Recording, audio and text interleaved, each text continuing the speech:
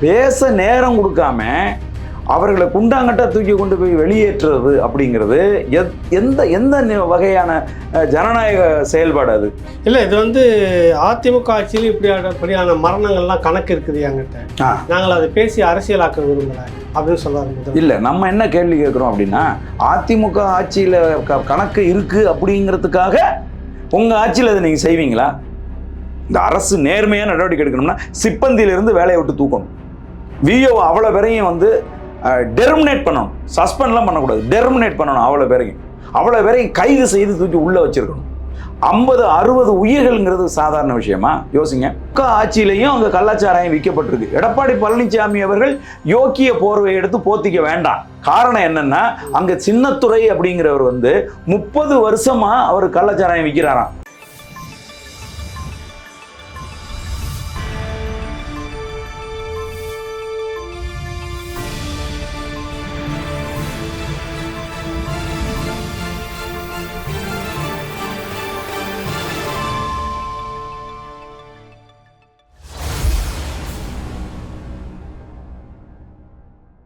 ராவணா பார்வையாளர்கள், தமிழ் உறவுகள் மற்றும் ராவணா நலவர்களுக்கு வணக்கம். நாம் தமிழர் கட்சியினுடைய நிர்வாகி சகோதரர் இயக்குனர் மு. கலைஞர் நம்மோடு இருக்கின்றார். வணக்கம் அண்ணா. வணக்கம்.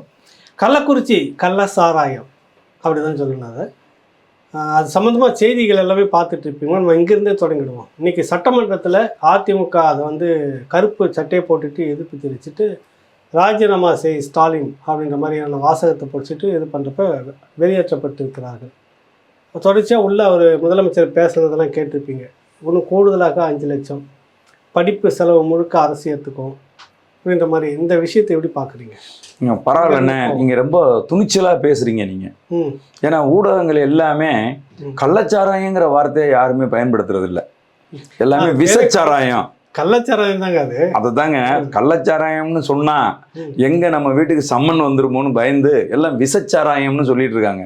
நீங்க துணிச்சலா பரவாயில்ல கள்ளச்சாராயங்கிறீங்களே. உண்மையா வந்து சட்டமன்றம்ங்கிறது எதுக்கு? மக்களுடைய பிரதிநிதிகள், தேர்ந்தெடுக்கப்பட்ட மக்கள் பிரதிநிதிகள் சட்டமன்றத்தில் போய் அவங்க பிரச்சனையை பேசுறதுக்கு தானே சட்டமன்றம். அங்க பேச நேரம் கொடுக்காம அவர்களை குண்டாங்கட்டா தூக்கி கொண்டு போய் வெளியேற்றுறது அப்படிங்கிறது எந்த எந்த வகையான ஜனநாயக செயல்பாடு அது? எவ்வளோ பெரிய ஜனநாயக விரோதம்! தமிழ்நாட்டில் இன்னைக்கு கிட்டத்தட்ட 60 பேருங்கிறாங்க. 49 பேர் 50 பேர்னு ஊடகங்கள் சொல்லிட்டு இருக்கு. ஆனால் 60-65 பேர் செத்து போயிட்டாருங்கிறாங்க. ஒரு பெரிய பிரளயம் வெடிச்சிருக்கு. கனத்த நெஞ்சோட தான் இன்னைக்கு நீங்கள் நானும் இன்னைக்கு வந்து பேசிட்டு இருக்கிறோம். அப்படியாப்பட்ட ஒரு சூழ்நிலையில் என்ன சட்டமன்றத்தில் இது மக்கள் பிரச்சனையா இல்லையா? இதை எதிர்க்கட்சி தலைவரும் அவர் கூட சார்ந்திருக்கக்கூடிய சட்டமன்ற உறுப்பினர்களும் பேசணுமா இல்லையா? அவங்கள குண்டுகட்டா தூக்கி கொண்டு போய் வெளியில வீசுறது எந்த வகையில நியாயம்? திமுக அரசு செய்கிற அத்தனையும் அட்டூழியமா இருக்குண்ணே. இல்லை, இது வந்து அதிமுக ஆட்சியில் இப்படியான மரணங்கள்லாம் கணக்கு இருக்குது என்கிட்ட. நாங்கள் அதை பேசி அரசியலாக்க விரும்பலை அப்படின்னு சொல்றாரு. இல்லை, நம்ம என்ன கேள்வி கேட்குறோம் அப்படின்னா, அதிமுக ஆட்சியில் கணக்கு இருக்கு அப்படிங்கிறதுக்காக உங்கள் ஆட்சியில் அதை நீங்கள் செய்வீங்களா? கிட்டத்தட்ட 1 வருஷத்துக்கு முன்னாடி மரக்காணத்தில் இதே போல் 19 உயிர்கள் கொல்லப்பட்டுச்சா இல்லையா? கள்ளச்சாராயத்தை குடிச்சிட்டு. கள்ளச்சாராயம் காய்ச்சி வித்தவர்கள் அங்கும் திமுக காரர்களாக தானே இருந்தார்கள். அன்னைக்கு நீங்கள் என்ன சொன்னீங்க? இனி ஒரு மரணம் கள்ளச்சாராயத்தால் தமிழ்நாட்டில் ஏற்படாது, நான் இரும்பு கரம் கொண்டு அடக்குவேன்னு சொன்னீங்களா இல்லையா? இன்னைக்கு இந்த கருணாபுரத்தில் கள்ளக்குறிச்சியில் நடந்திருக்கக்கூடிய மரணங்களுக்கு யார் பொறுப்பு சொல்லுங்க? அங்கே கண்ணுக்குட்டி அப்படின்னு ஒருத்தர், அதுக்கப்புறம் சின்னத்துரை அப்படின்னு ஒருத்தர், இவங்க 2 பேரும் திமுக காரர்கள். கண்ணுக்குட்டி அப்படிங்கிறவர் வந்து பக்க திமுக. கருணாபுரம் என்கிற அந்த தாழ்த்தப்பட்ட பறையர் சமூகத்தை சேர்ந்த அந்த பகுதியில் ஒரு குடும்பம் கூட விடுதலை சிறுத்தைகள் கட்சியில் கிடையாது, ஒரு குடும்பம் கூட நாம் தமிழர் கட்சியில் கிடையாது. அனைத்து குடும்பங்களுமே திமுகவில் இருக்குது. ஒவ்வொரு வீட்டு கதவுலையும் திமுக சின்னங்கள் ஒட்டப்பட்டிருக்கு. புரியுதுங்களா? அப்போ திராவிட முன்னேற்ற கழகத்தை நம்பி வாழுகிற அந்த மக்களுக்கு கள்ளச்சாராயத்தை காய்ச்சி கொடுத்து கொலை செய்த திமுக அரசு இன்னும் எத்தனை நாளைக்கு வந்து பொய் சொல்லி ஏமாற்றி செத்து போனவங்களுக்கு நாங்கள் வந்து காசு கொடுக்குறோம் அப்படின்னு சொல்லி 10 லட்சம் கொடுக்குறோம் 5 லட்சம் கொடுக்குறோம்னு சொல்லி எத்தனை நாளைக்கு நீங்கள் ஏமாத்துவீங்க அப்படிங்கிறது தான் கேள்வி. இதில் ரொம்ப முக்கியமானது பார்க்க வேண்டியிருக்குண்ணே. ஒரு கிராமம் அப்படின்னு எடுத்துக்கிட்டிங்கன்னானே, அந்த கிராமத்தில் நிர்வாக அலுவலகம் எப்படி இருக்கும்னா, ஒரு சிப்பந்தின்னு ஒருத்தர் இருப்பாருண்ணே. அந்த சிப்பந்தி தான் வந்து விஏஓ, அதாவது கிராம நிர்வாக அலுவலருக்கு எல்லா தகவலையும் கிராமத்தில் இருக்கிற தகவலை கொடுக்கக்கூடியவர்னே. அந்த கிராம நிர்வாக அலுவலர் விஏஓ இருக்கார்லண்ணே, அவர் ஒரு ஆர்ஐக்கு கீழே வேலை செய்வார்ண்ணே. அந்த ஆர்ஐ வந்து தாசில்தாருக்கு கீழே வேலை செய்வார்ண்ணே. அப்போ தாசில்தார்கள், பல தாசில்தார்கள் இருப்பாங்க, அவங்க கலெக்டருக்கு கீழே வேலை செய்வாங்க. அப்போ கலெக்டருக்கு கீழே தாசில்தார் கீழே ஆர்ஐ கீழே விஏஓக்கு கீழே சிப்பந்தி. இப்போ நம்ம என்ன கேள்வி கேட்குறோம், இந்த கருணாபுரம் பகுதியில், அதாவது கல்வராயன் மலை பகுதியில் 120 கிராமங்களுக்கு மேலே இருக்குது. அந்த கிராமங்களில் கள்ளச்சாராயம் விற்கப்படுவது அந்தந்த பகுதியில் இருக்கிற அந்தந்த கிராமத்து சிப்பந்திகளுக்கு தெரியாதா? 100% தெரியும். அப்ப அந்த சிப்பந்திகள் விஓவுக்கு ரிப்போர்ட் கொடுக்கலையா? விஓக்கிட்ட ஆர்ஐ ரிப்போர்ட் வாங்கலையா? ஆர்ஐ கிட்ட தாசில்தார் வாங்கலையா? தாசில்தார்கிட்ட கலெக்டர் ரிப்போர்ட் வாங்கலையா? இது ஒன்று. இன்னொரு இன்ஃப்ராஸ்ட்ரக்சர் என்னன்னா, காவல்துறை. ஒவ்வொரு கிராமத்துக்கும் ஒரு போலீஸ் நிலையம் இருக்கு, காவல்துறை இருக்கு. அந்த காவல்துறையில் வேலை செய்கிற காவலர்களுக்கு இது தெரியாதா? எஸ்ஐக்கு தெரியாதா? இன்ஸ்பெக்டருக்கு தெரியாதா? சர்க்கிள் இன்ஸ்பெக்டருக்கு தெரியாதா? மாவட்ட கண்காணிப்பாளருக்கு இது தெரியாதா? அப்ப இவங்க எல்லாருமே இதுல கூட்டு களவாணிகள். இன்னொரு விஷயம் என்னன்னா, பொதுவாக காவல் நிலையம் சொன்னீங்களா, அந்த காவல் நிலையத்துல இன்னொரு கட்டமைப்பு உளவுத்துறையினர் சிவில்ல தான் இருப்பாங்க. ஆமா, அவங்க வந்துட்டு இந்த காவல் நிலையம் இப்படிலாம் பேசிக்கிட்டு மறைச்சாலும் கூட நேரடியாக இந்த ஏரியாவில் அவ்வளோலாம் காய்ச்சப்படுது, இப்படிலாம் நடக்குதுன்ற தகவல் நேரடியாக எஸ்பிக்கு பாஸ் பண்ணுவாங்க, இன்டெலிஜென்ட் டிபார்ட்மெண்ட். அதுவும் இருக்குது அண்ணே. அதை தாண்டி நான் சொல்றேன் உங்களுக்கு, ஒவ்வொரு காவல் நிலையத்துக்கும் ஒரு இன்ஃபார்மர் இருப்பானே. அது அவன் அந்த ஊர் சேர்ந்தவனா இருப்பானே. அவன் சாதாரணமாக வேலை செஞ்சுக்கிட்டு, ஏதாவது ஒரு கூலி வேலை செஞ்சுட்டு இந்த மாதிரி இருப்பானே. கிராமத்தில் என்ன நடக்குது அப்படிங்கிற எல்லாத்தையும் காவல் நிலையத்துக்கு முறையாக தெரிவிச்சுக்கிட்டே இருப்பானே.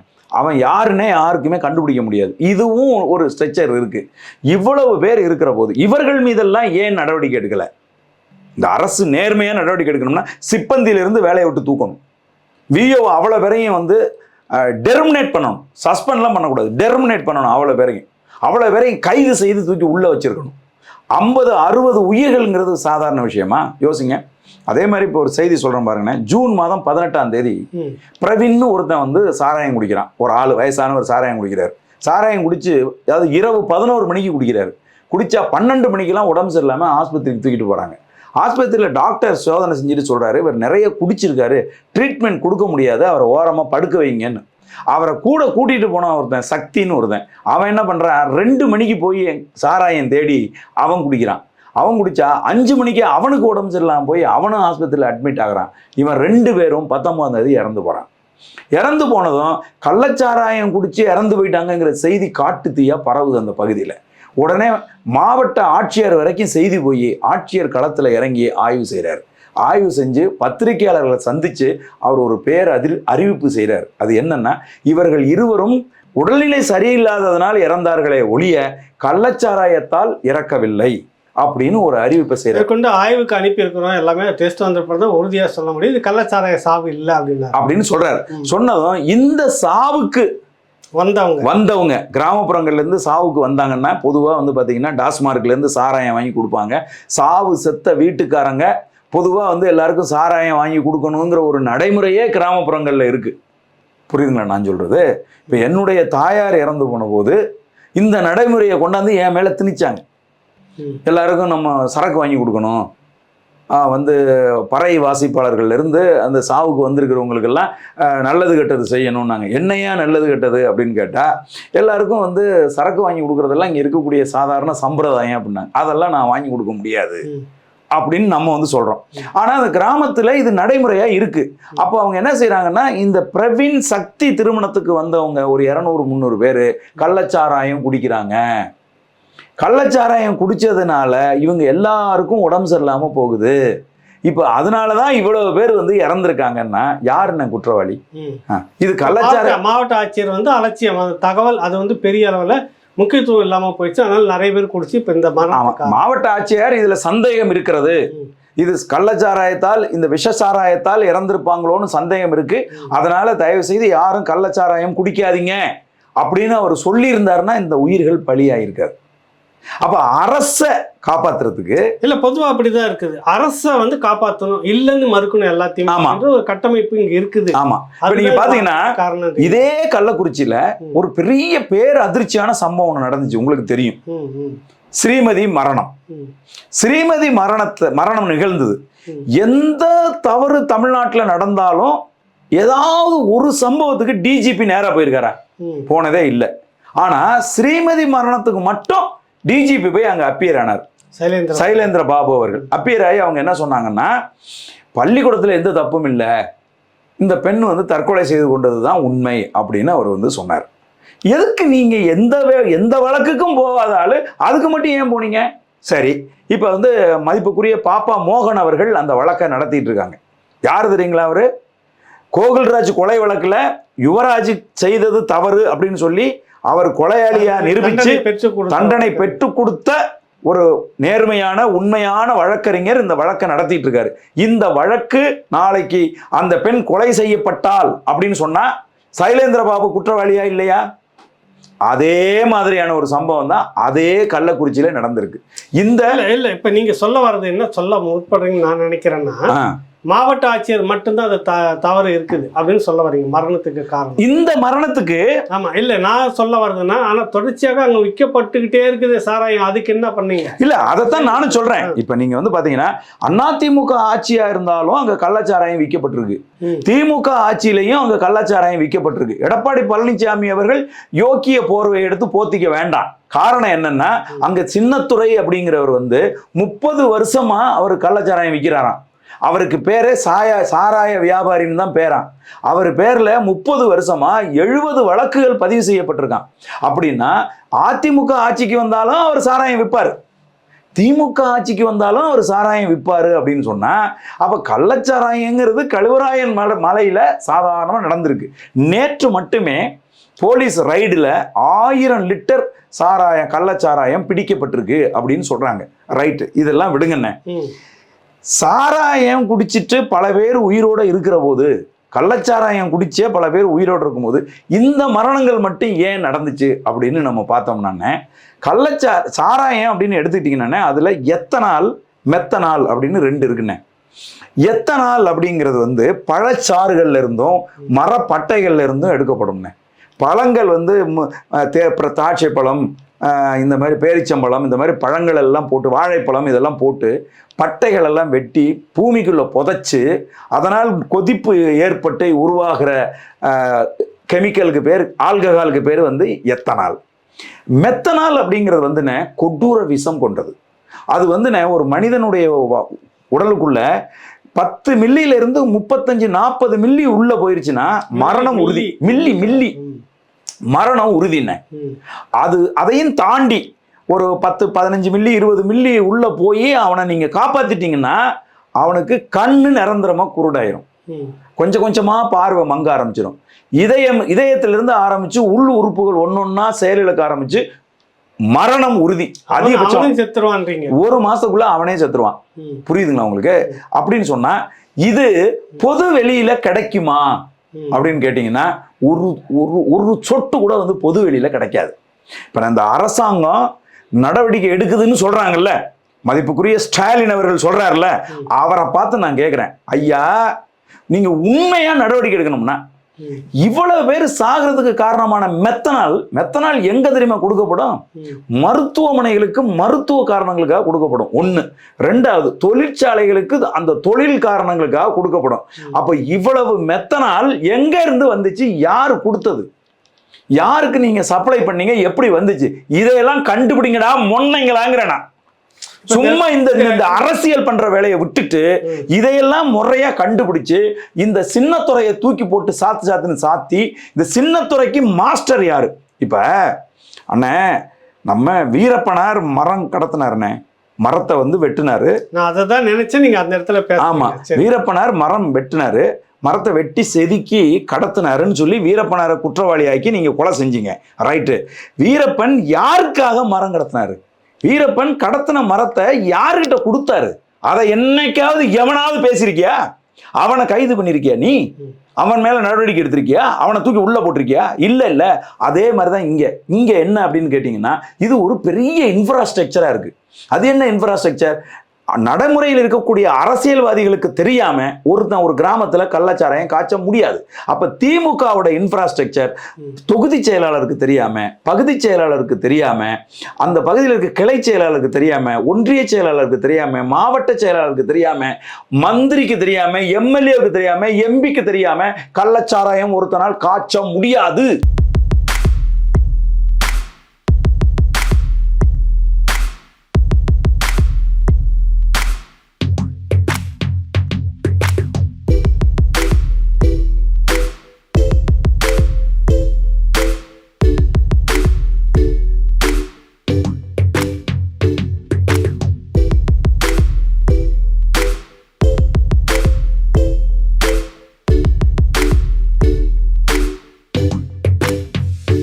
கார்ட்டூனிஸ்ட் பாலாவின் கைவண்ணத்தில் உங்கள் கார்ட்டூன் வேண்டுமா?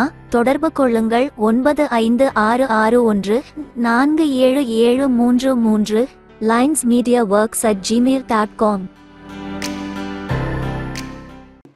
அப்படின்னா இல்ல அது எப்படி உறுதியா நீங்க அரசியல் தலைவர்கள் வந்து உள்ள கொண்டு வந்து இருக்கிறீங்க? அது கேள்வி வருது இல்ல வருதுன்னு நான் சொல்றேன் உங்களுக்கு. இந்த இன்ஃப்ராஸ்ட்ரக்சர் கிளை செயலாளர், ஒன்றிய செயலாளர், மாவட்ட செயலாளர், மந்திரி, எம்எல்ஏ, எம்பின்னு இருக்குல்ல, இந்த ஸ்ட்ரக்சர் இருக்குல்லண்ணே, இது எல்லா கட்சிக்குமான ஆழமான ஸ்ட்ரக்சர். இதை மீறி ஒருத்தன் அந்த மாவட்டத்தில் செயல்பட முடியாதுண்ணே. இவங்களுக்கு தெரியாம அவன் செயல்பட முடியாது.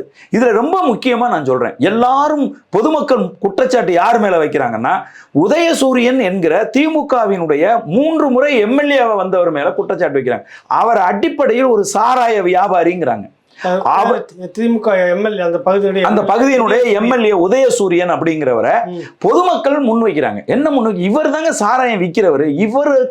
இவர்கிட்ட இருந்து கிளை வச்சுதான், இவர் ஆள் வச்சுதான் அந்த மலையில் இருக்கக்கூடிய பழங்குடியின மக்களை பயன்படுத்தி சாராயம் காய்ச்சி இவங்க விற்கிறாங்க. இது ஒரு பெரிய நெட்வொர்க்கு அப்படிங்கிறாங்க. இப்ப நல்லா யோசிச்சு பாருங்களேன், சாராய பாக்கெட்லாம் எப்படி வருதுன்னா ஆவின் பால் பாக்கெட் மாதிரி வருது அப்படின்னு சொன்னா, அது வந்து சாதாரணமா என்ன விளக்குல இப்படி காய்ச்சி வந்துட முடியுமா?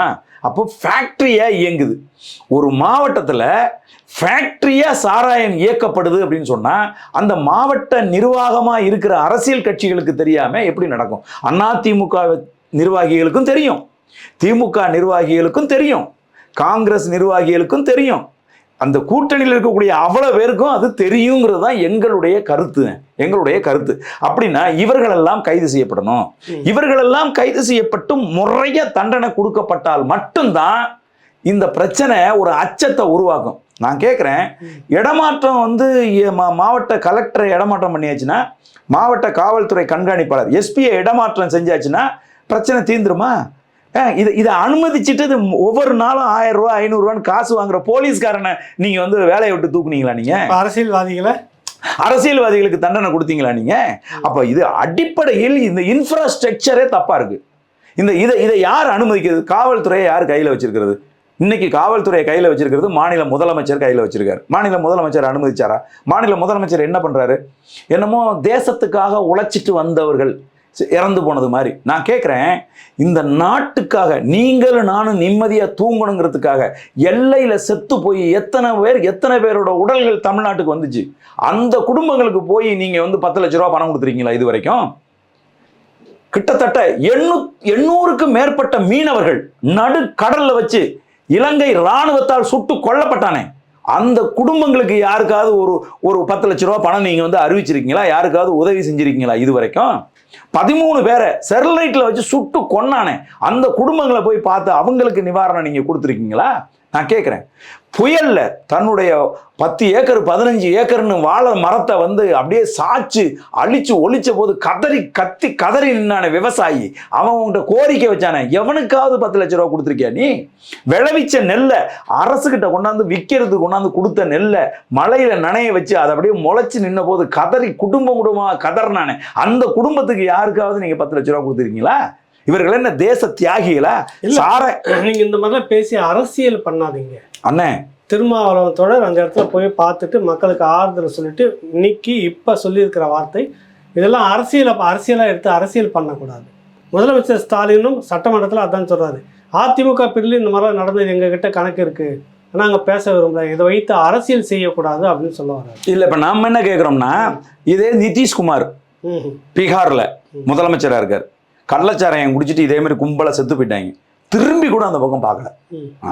அப்போ அவர் சொன்னார், என்ன இவங்கெல்லாம் தேசத்துக்கு தியாகம் பண்ணிட்ட செத்து போயிட்டான், கள்ளச்சாராயம் விற்கிறதும் தப்பு, குடிக்கிறதும் தப்பு, வித்த குற்றவாளி யாருன்னு சொல்லி அடிப்படையிலேருந்து அவ்வளோ பேரையும் அடிச்சு அரெஸ்ட் பண்ணி தூக்கி உள்ள விடானாரு. குடிச்சிட்டு செத்தவன்லாம் சாவட்டும், அவனே எல்லாம் புதைச்சிக்கிட்டான், அவனே எல்லாம் பண்ணிடு, 10 பைசா கொடுக்க மாட்டேன்னு நடவடிக்கை. அதுதான் சரியான நடவடிக்கை. நீ என்ன பண்ற? நான் கேட்கிறேன்.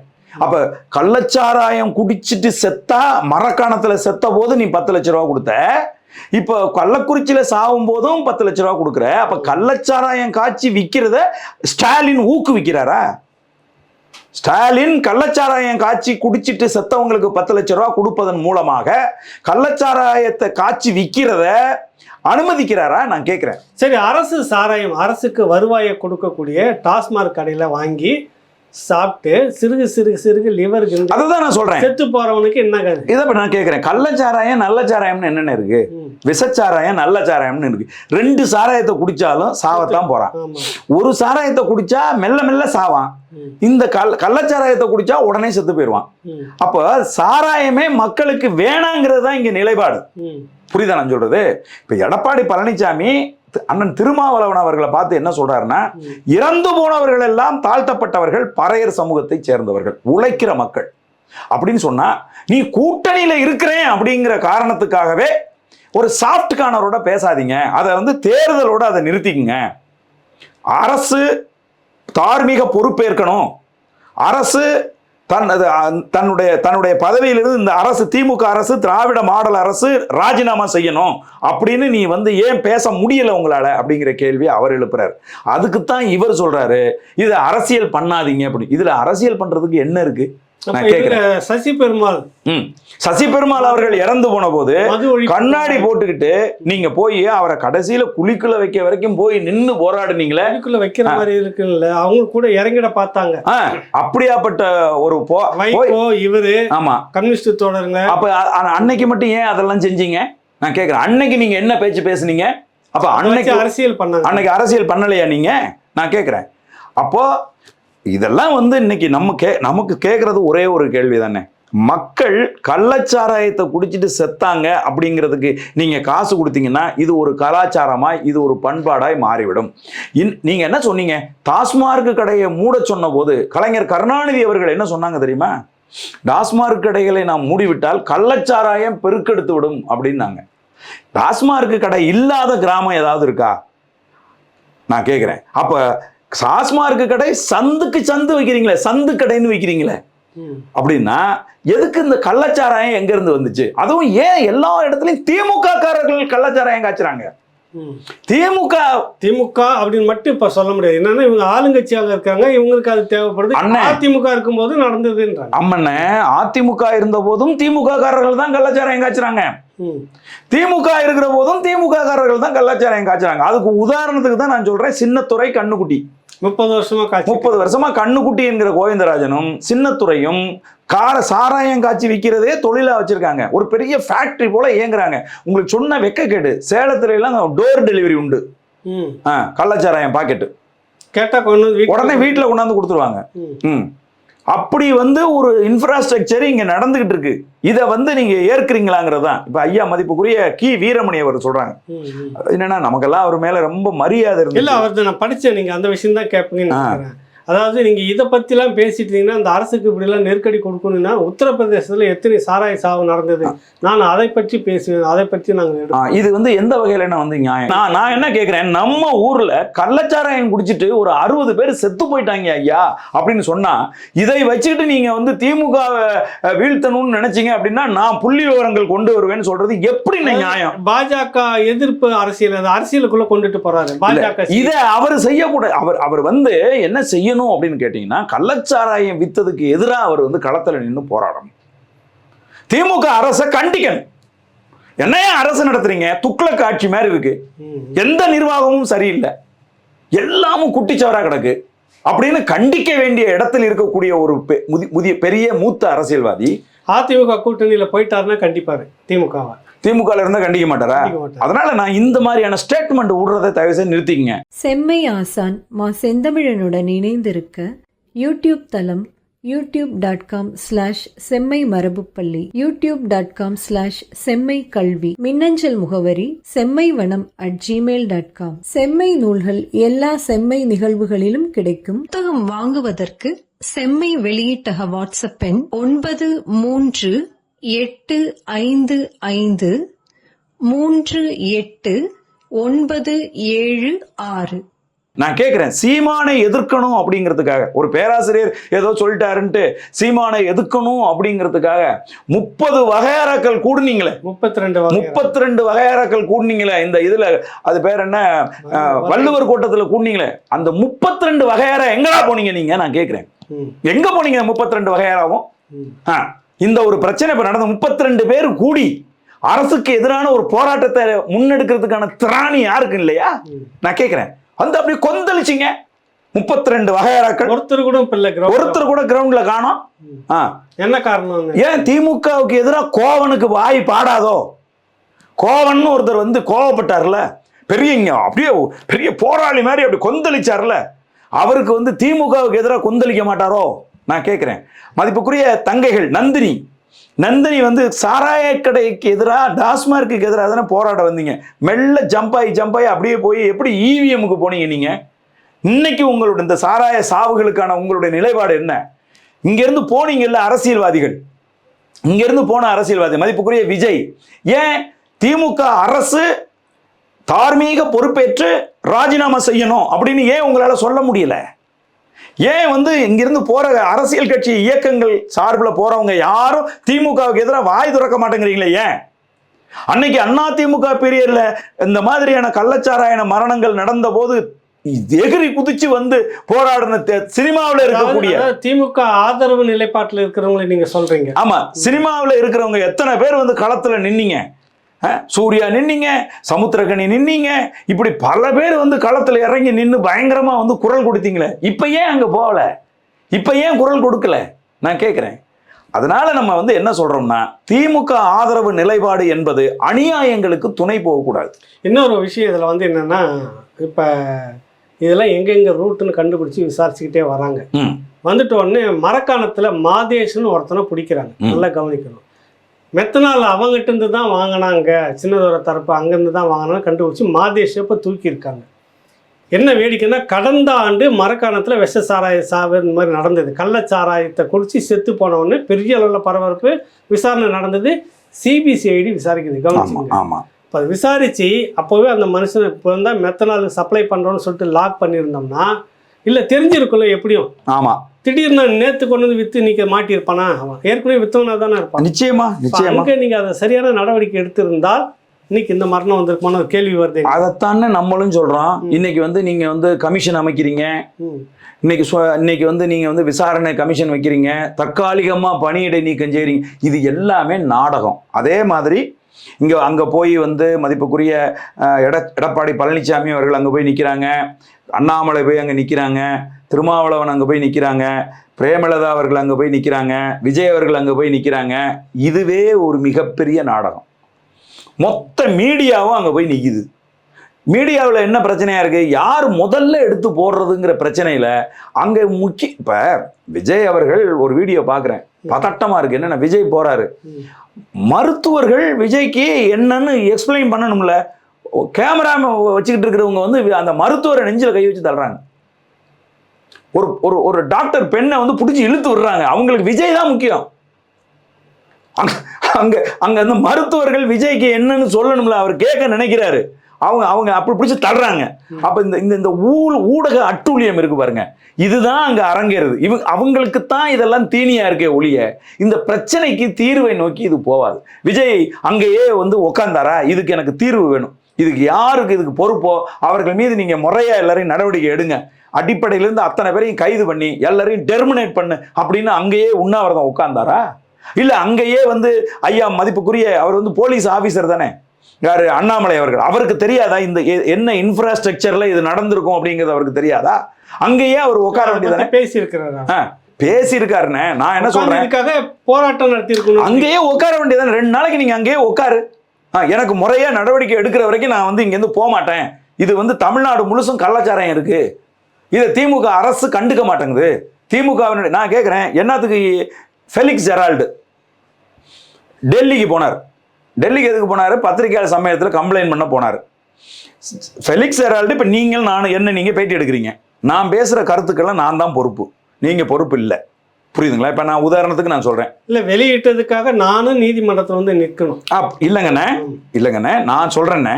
இப்போ ஃபெலிக்ஸ் இப்போ நான் பேசுனதுக்கான தண்டனைக்கு என்னை கைது பண்ணிட்டீங்க, என் மேலே நடவடிக்கை எல்லாம் எடுத்துட்டீங்க, சவுக்கு சங்கர் எல்லாம் எடுத்தாச்சு. ஃபெலிக்ஸை நீங்கள் தருமப்படி அவர் கூட்டு விசாரிக்கணும்னு நீங்கள் நினைக்கிறீங்க. அதுக்காக நீங்கள் என்ன பண்ணீங்க? ஃபெலிக்ஸ் வந்து டெல்லியில் ஃபோன் நம்பரை ட்ராக் பண்ணி விரட்டி பிடிச்சி நைட்டோட ராத்திரியா எந்த ரூமில் தங்கியிருக்காருங்க வரைக்கும் போய் கண்டுபிடிச்சு நைட்டோட நிமிஷா கோழி அமுக்கிற மாதிரி அமுக்கி தூக்கிட்டு வந்தீங்கல்ல, அந்த உளவுத்துறையெல்லாம் எங்கேயா போச்சு? அந்த சிபிசிஐடி எல்லாம் எங்கேயா போச்சு?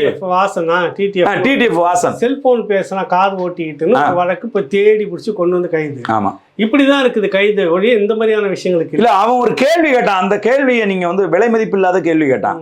ஏன்டா என்னாலதான் எல்லாரும் கெட்டு போறாங்க அப்படின்னு சொன்னா சாராய கடையை திறந்து வச்சிருக்கீங்களே, அதனால யாருமே கெட்டு போகலையான்னு கேட்டான். இன்னைக்கு வந்துருச்சு, அந்த பதில் வந்துருச்சு அவங்களுக்கு. அப்போ நான் கேக்குறேன், வேலை வெட்டியெல்லாம் விட்டு ஒரு சாதாரண விஷயம் ஒரு நாள் பொறுத்திருந்தீங்கன்னா அடுத்த நாள் சென்னைக்கு வந்திருப்பான், சென்னையிலேயே கைது பண்ணிருக்கலாம். சரி, இப்படிப்பட்டவங்க வந்து விசாரணை நடத்தினா அது சரியா இருக்கும் அப்படின்னு மாநில அரசு சிபிசிஐடி விசாரணைன்னு சொல்லுது. இப்படி சரியாக இருக்குது. ஏற்கனவே சிபிசிஐடி மரக்காணத்துல போட்டு நடந்துகிட்டே இருக்குது. அது சரியா இருந்ததுன்னா இந்த சாவு வந்திருக்காது.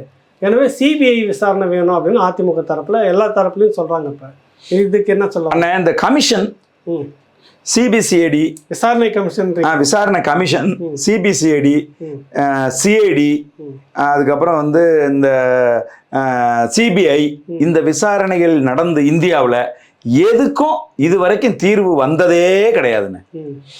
அரசு நேரடியாக தலையிட்டு இமிடியேட்டா நடவடிக்கை எடுக்கணும்னு. நடவடிக்கை எடுத்தால் ஒழிய இது தீரவே தீராதுன்னு. இப்போ வந்து எடப்பாடி பழனிசாமி பூரண மதுவிலக்கு குறித்து எடப்பாடி அவர்களுடைய நிலைப்பாடு என்ன என்கிற கேள்வி எழுகிறது அப்படின்னு திருமாவளவன் சொல்றாரு. பூரண மதுவிலக்கு குறித்து உங்களுடைய நிலைப்பாடு என்ன? திமுக கூட்டணியிலிருந்து வெளியேறுவீங்களா? பூரண மதுவிலக்கு எடுக்காட்டி திமுக இருந்து நீங்க வெளியேறுவீங்களான்னு நாங்க கேட்கிறோம். பூரண மதுவிலக்கு வேணும்னு கேட்டு போராட போறேன். இது நடைமுறைப்படுத்தல நான் வெளியேறுவீங்களா நீங்க? அதை சொல்லுங்க. என்ன அந்த அப்படியே மேலுக்கு நழுவாம அப்படியே சொரிஞ்சு விடுறது? எதுக்கு சொரிஞ்சு விடுறீங்க?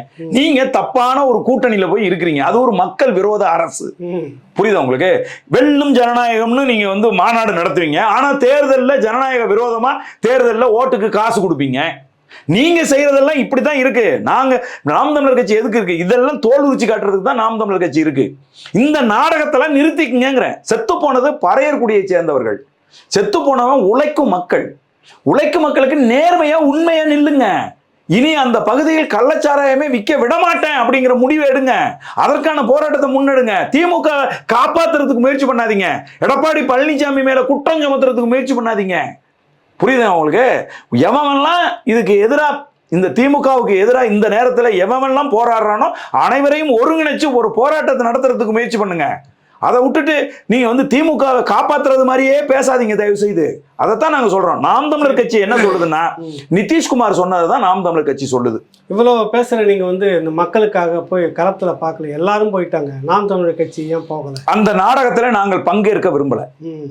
அங்க போய் நடத்துற நாடகம் இருக்குல்ல, அதாவது இந்த அது எல்லாம் தீர்வுன்றீங்க. அது கிடையாது தீர்வு. தீர்வு என்பது அரசு ராஜினாமா பண்ணணும். தீர்வு என்பது அரசு முறையா அதுல சம்பந்தப்பட்டிருக்க அவ்வளவு பேரையும் கைது செய்து பாடம் கற்பிக்கணும். நீங்க பாடமே கற்பிக்காம தமிழ்நாட்டில் கள்ளச்சாராயம் ஒழிஞ்சிடும்னா, கள்ளச்சாராயம் வித்தாங்கிறதுக்காக நீங்க கைது பண்ணி அவனுக்கு ஆயுள் தண்டனை கொடு. கள்ளச்சாராயம் வித்தவன் இருக்கான் பார்த்தீங்களா? கள்ளச்சாராயம் வித்து கோடியா சொத்து சேர்த்து வச்சிருக்கான்ல, அந்த சொத்தெல்லாம் ஒரே நாளையில பறிமுதல் செஞ்சு அந்த பறிமுதல் செய்த பணத்துல இறந்து போன பறையர் சமூகத்தை சேர்ந்த உழைக்கும் மக்களா இருக்கிற அந்த கருணாபுரம் மக்களுக்கு ஒரு குடும்பத்துக்கு 1 கோடி கொடுறா. அந்த பணத்தை பறிமுதல் செய்ய. திமுக காரன் பணத்தை பறிமுதல் செய்ய மாட்டியா? நான் கேட்கிறேன். 30 வருஷமா சாராயம் வித்து 30 வருஷமா சாராயம் வித்து எம்எல்ஏவா இருக்கிறான், எம்பியா இருக்கிறான், 30 வருஷமா சாராயம் வித்து கவுன்சிலரா இருக்கான், 30 வருஷமா சாராயம் வித்து கொள்ளையடிச்சு கோடி கோடியா வச்சிருக்கானுங்க. அதையெல்லாம் பறிமுதல் செய்யறதுக்கு யோக்கியது இருக்கா உங்களுக்கு? அதை செஞ்சா ஸ்டாலினை நம்ம வந்து கையெடுத்து கும்பிடலாம். இவர் நல்ல ஆளியா, கரெக்டான ஆளு, மக்களுக்காக களத்துல நிக்கிறாரு அப்படின்னு கேட்கலாம். மதிப்புக்குரிய உதயநிதி ஸ்டாலின் அவர்களை பார்த்து கேட்கிறேன், அவர்களுடைய சொத்தை பறிமுதல் செய்வதற்கு உங்களுக்கு யோக்கியது இருக்கா? உங்களால முடியுமா நான் கேட்கிறேன். அப்படி பறிமுதல் செஞ்சு இத்தனை கோடி சொத்தை நாங்க பறிமுதல் செஞ்சோம், அதுல இருந்து இறந்து போன 60 பேருக்கும் ஒரு குடும்பத்துக்கு 1 கோடி கொடுக்குறோம் நாங்க அப்படின்னு அறிவிக்க முடியுமா உங்களுக்கு? அதற்கான திராணி இருக்கா உங்களுக்கு? ஆனா இந்த தப்பு இவங்க மேல கிடையாது, ஓட்டு போடுற மக்கள் மேல இருக்கு. காங்கி கொடுக்குற கோட்டருக்கும் கோழி பிரியாணிக்கும் அன்னைக்கு கொடுக்குற அதை போட்டதனுடைய விளைவு தான் இன்னைக்கு இப்படி சந்திக்கிறாங்க. ஆமாண்ணே, இப்போ கூட 40க்கு 40 வந்து தமிழ்நாட்டில் ஓட்டு போட்டாங்கண்ணே. அதுக்கு அந்த ஒரு நியாயத்துக்காவது ஸ்டாலின் யோசிக்கணுமா இல்லையா? அதுக்காவது மு.க. ஸ்டாலின் மகன் மதிப்புக்குரிய ஐயா உதயநிதி ஸ்டாலின் அந்த ஒரு காரணத்துக்காவது கள்ளச்சாராயம் 30 வருஷமா வித்து கோடி கோடியா சொத்து சேர்த்து வச்சிருக்காரு, அந்த சொத்தை பறிமுதல் செய்யணும். எவமெல்லாம் அதில் சம்மந்தப்பட்டிருக்கான அவ்வளவு பேரை சொத்தையும் அரசு ஒரு நொடியில பறிமுதல் செய்ய முடியுமா முடியாதா? பறிமுதல் செஞ்சு அரசு சொத்தை எல்லாத்தையும் மாற்றி அதிலிருந்து வர்ற பணத்தை எடுத்து நீங்க வந்து செத்து போனவங்க குடும்பத்துக்கு கொடுத்தீங்கன்னா அது நீங்களும் நானும் எதுக்கு நான் கொடுக்கணும் பணம்? நான் கேட்குறேன், நம்ம வரியில இருந்து எதுக்காக அந்த பணத்தை கொடுக்கணும்? சரி, அப்படி அந்த பணத்தை கொடுக்கறதுக்கு ஒரு நியாயம் இருக்கா நான் கேட்குறேன். இதோட கள்ளச்சாராயம் ஒளிஞ்சிருமா? அப்படியான பெரும் தண்டனை நீங்க கள்ளச்சாராயம் வியாபாரிகளுக்கு நீங்க கொடுத்துருக்கீங்களா? அதனால போலீஸ் துறையை கையில வைத்துக்கொண்டு அதை எப்படி இயக்கணும் அப்படின்னு தெரியாம கோமாளித்தனமாக ஆட்சி செய்து கொண்டிருக்கக்கூடிய மதிப்புக்குரிய மு.க. ஸ்டாலின் அவர்கள் தார்மீக பொறுப்பேற்று இந்நேரம் ராஜினாமா பண்ணியிருக்கணும். அதை விட இந்நேரம் அந்த மாவட்டத்தினுடைய உதயசூரியன் என்கிற அந்த சட்டமன்ற உறுப்பினர் இந்நேரம் தார்மீக பொறுப்பேற்று ராஜினாமா செஞ்சிருக்கணும். ஆனா இவங்கெல்லாம் அதெல்லாம் செய்யாம உட்கார்ந்துட்டு இருக்கிறது அவமானம், கேவலம், அசிங்கம். நல்லது, நன்றி, வணக்கம். மிக்க மகிழ்ச்சி, நன்றி, வணக்கம் அண்ணா.